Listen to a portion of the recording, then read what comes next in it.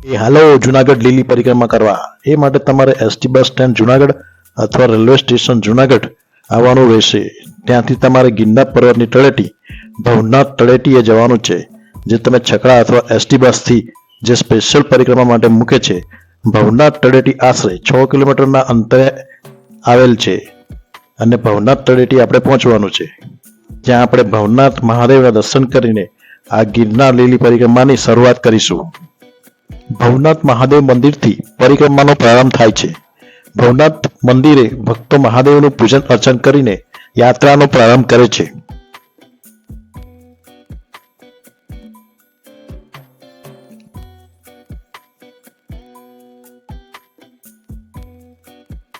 ગિરનારની આ લીલી પરિક્રમા કારતક સુદ 11 થી દેવ દિવાળી પૂનમના દિવસે પૂર્ણ થાય છે.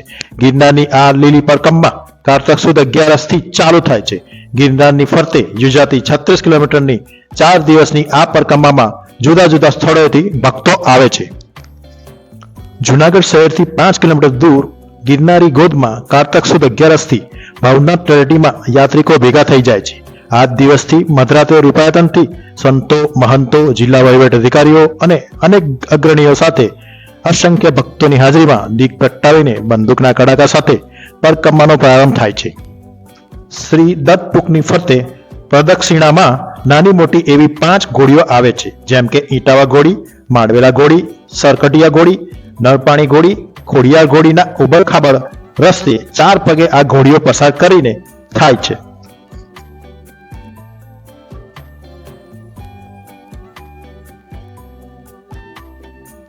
ઈટાવા ઘોડી રૂપાયતનથી ઈટાવા ઘોડી, મળીથી માળવેલા ઘોડી, માળવેલા, મળીથી સરકટિયા ઘોડી, સરકટિયા ઘોડી, માળવેલાથી નળપાણીની ઘોડી, નળપાણી ઘોડી, બોરદેવીથી ખોડિયાર ઘોડી, ખોડિયાર ઘોડી, આમ 5 ઘોડી પસાર કરીને ખોડિયાર ઘોડીથી ભવનાથ ગેટ પર આવીએ છીએ.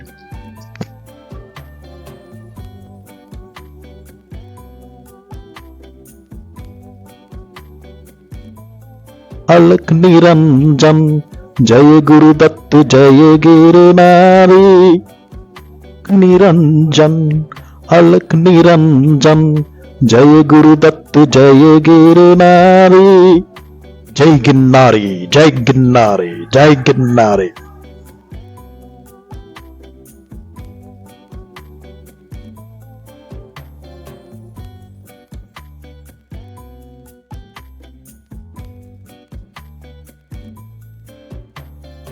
પ્રકૃતિની ગોદમાં જીવનના ત્રિવિધ તાપથી રાહત મેળવવા તેમજ તમામ પ્રકારના દુઃખ ભૂલીને આવનાર સમયમાં બને તેટલું યથાશક્તિ પુણ્યનું ભાથું બાંધવા માટે પરમ સત્યને પામવા માટે આ પગપાળા પરિક્રમા યોજાય છે.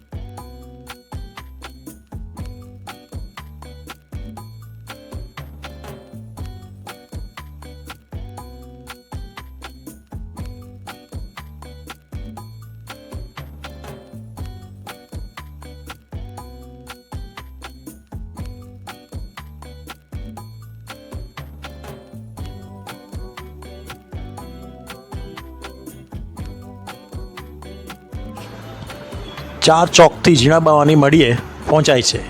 પરિક્રમાનો પહેલો વિસામો સંત શ્રી ઝીણાબાવાની મઢીએ આવે છે. ઝીણાબાવાની મઢી અંદર રામનાથ મહાદેવ, ઝીણાબાવાની સમાધિ અને ધૂણો છે. મઢીથી નજીક મહાકાળી માતાજી, રાયણ અને વડલાના થડ છે.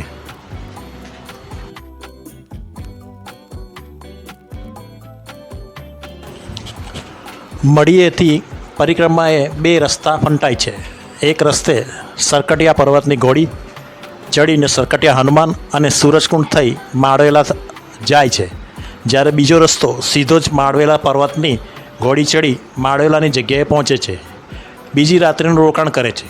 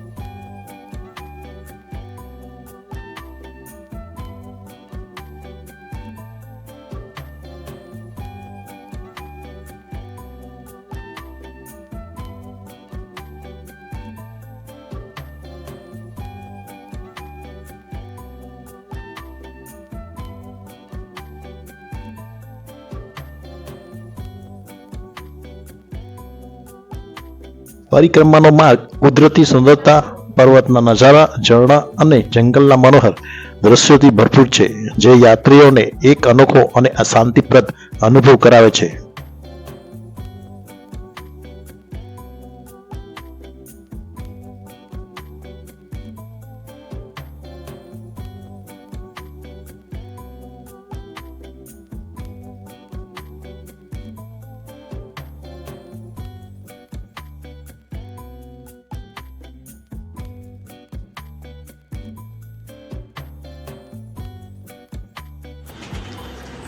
માળવેલાથી શ્રવણવડ, વાસંતીનાગ અને નળપાણી પર્વતની ઘોડી ચડીને યાત્રિકો નળપાણીની જગ્યામાં વિસામો લઈને હેમાજળિયા કુંડ થઈને બોરદેવી માતાજીની જગ્યાએ પહોંચે છે.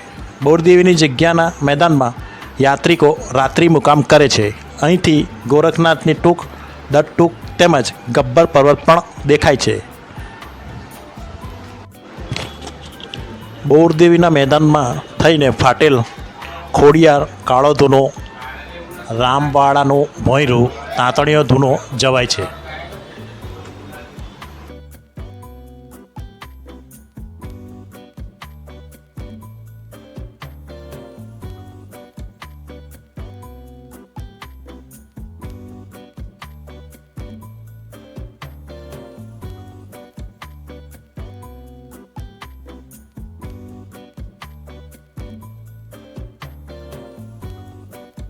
ગિરનાર પરિક્રમાને સદીઓથી એક આધ્યાત્મિક યાત્રા માનવામાં આવે છે, જે ભક્તોને ધાર્મિક મૂલ્ય અને મનની શાંતિનો અનુભવ કરાવે છે.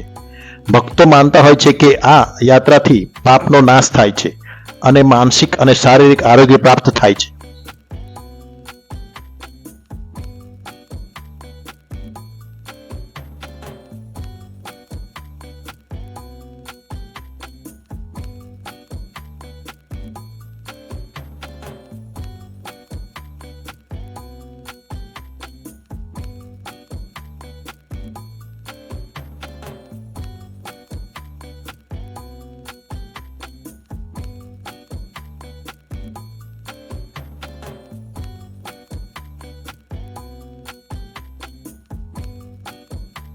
ગિરનાર પર્વત સિદ્ધોનું ક્ષેત્ર કહેવાય છે, તેમજ સ્કંદ પુરાણમાં વસ્ત્રાપત ક્ષેત્રના નામથી પ્રસિદ્ધ છે. ગિરનારજીને શિવ સ્વરૂપના માનવામાં આવે છે. ગિરનારજીનો કેમેરામાં કંડરાયેલો ફોટો ઝીણવટથી નિહાળતા મુખારવિંદના દર્શન થાય છે. જય ગિરનારી. અલક નિરંજન જય ગુરુદત્ત જય ગિરનારી. અલક નિરંજન જય ગુરુદત્ત જય ગિરનારી.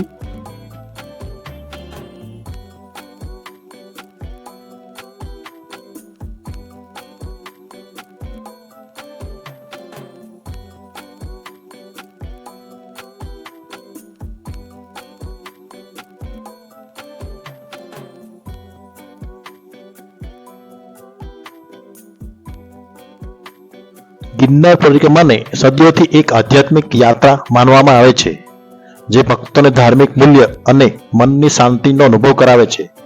ભક્તો માનતા હોય છે કે આ યાત્રાથી પાપનો નાશ થાય છે અને માનસિક અને શારીરિક આરોગ્ય પ્રાપ્ત થાય છે.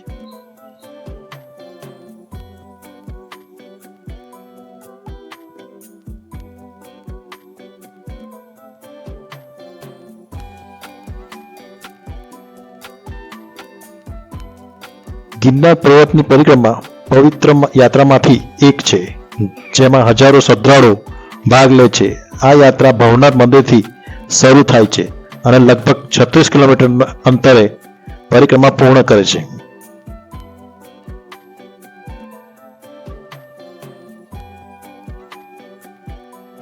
દેવઉઠી એકાદશીના રોજ ભવનાથ તળેટીએ રાત્રિ રોકાણ કરે છે અને બીજે દિવસે સવારે દુધેશ્વર મહાદેવની જગ્યા પાસેથી શરૂ થતાં પરિક્રમાના માર્ગે ચાલી નીકળે છે.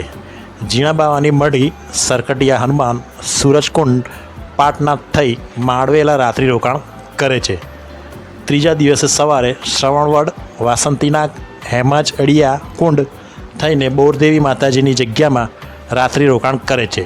ચોથે દિવસે બોરદેવીથી દૂધવન, ઢોળાવાડી ખોડિયાર પર્વતની ઘોડી ચડીને ગિરનારની સીડી પાસે તળેટીમાં પરિક્રમા પૂર્ણ કરે છે.